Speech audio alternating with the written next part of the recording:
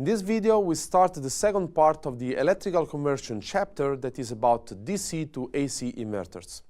The second part is subdivided as follows. In this video, after an introduction on solar inverters, we will see the main characteristics of this device. Then, in the next video, we are going to talk about installation concepts and the different topologies that you might encounter when you want to put together different PV panels in a PV system. Thirdly, we will see the basic implementation of DC to AC conversion. In reality, every inverter brand has its own proprietary topology, so it is virtually impossible to go through all the different nuances of a DC to AC inverter embodiment. However, in general, there are always an H-bridge along with a control algorithm to modulate the output signal. For this purpose, usually pulse width modulation is used. Then, in the lecture about the overall configurations, we ideally open an inverter and we see what are the different parts involved. And in another video, grounding-related issues which can arise when connecting the PV modules to the inverter are treated.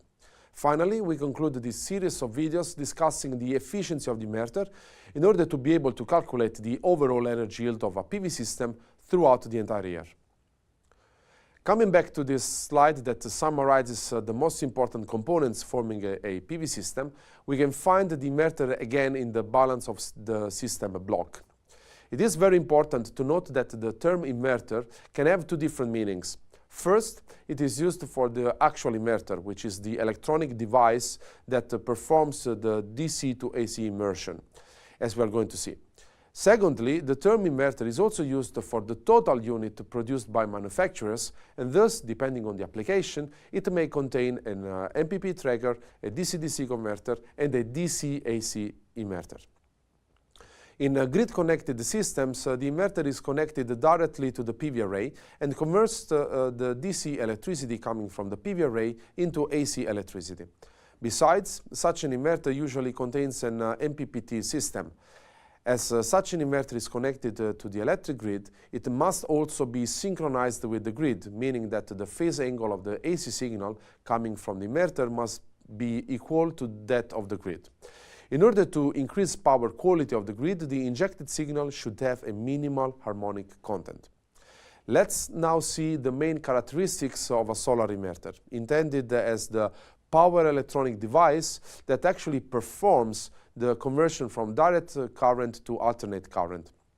In general, an ideal solar inverter should fulfill the following requirements. First, it should be highly efficient because the owner of the solar system wants to maximize the utilization of the DC electricity generated by the PV modules when delivering it to the grid or to the AC loads. To meet this goal, we seek for solutions that can ensure low losses. Sometimes special demands about grounding need to be met. We will come back to this aspect at the end of this series of videos when we will talk about the potential induced degradation. Some additional circuitry is often included to make sure that if any high-frequency harmonics are traveling along the cables, they will neither go towards the PV modules nor to the grid. This requirement is enforced by law in most countries, since the harmonic limits of both sources and loads connected to the grid are regulated. Special requirements exist also for electromagnetic interference, which is regulated by law in most countries. The goal is to minimize the unwanted influence of electromagnetic interference on other equipment in the vicinity of or connected to the same supply. Then, in many instances, the PV system needs to be installed outdoors, and the inverters should meet certain specifications regarding temperature and humidity conditions. Of course, more expensive solutions exist in case of inverters that have more stringent capability against dust or outdoor operation. The embodiment is usually classified according to the IP standard, which rates the degree of protection provided against intrusion. IP45 means that dust do not enter in a sufficient quantity to interfere with the satisfactory operation of the equipment. In particular, the second digit 5 indicates the level of protection against water jets coming from any direction. Usually, the device has to be designed for high ambient temperatures and 20 years of operation, although most of the time brands offer warranties ranging around 15 years. Nowadays, these components are becoming more and more reliable, but power electronics and batteries remain the most fragile part when it comes to maintenance, while PV panels are usually the sturdiest part of the PV system. Last aspect to take into account is a silent operation, so no audible noise. Often for inverters, when a loud clicking noise can be heard, it might be a signal of malfunctioning of the chopping section. When designing a PV system, a crucial part is the choice of the inverter. In particular, apart from all the aspects we have mentioned so far, the choice between a single-phase inverter and a tri-phase inverter is really important. A household is normally served by single-phase AC power, so this is the best choice for low-power systems and in general for standalone applications. If the photovoltaic system is connected to the grid, the single-phase option can still be considered. Issues arise when the power injected into only one phase is too high. In this case, one of the phases would carry too much current, causing an imbalance in the system which compromises the stability of the grid. Generally, a tri-phase inverter is instead used when a 5 kilowatt peak threshold is reached. In this case, the current will be directly balanced throughout all the phases. We will see more in depth the two topologies of inverters in the next videos.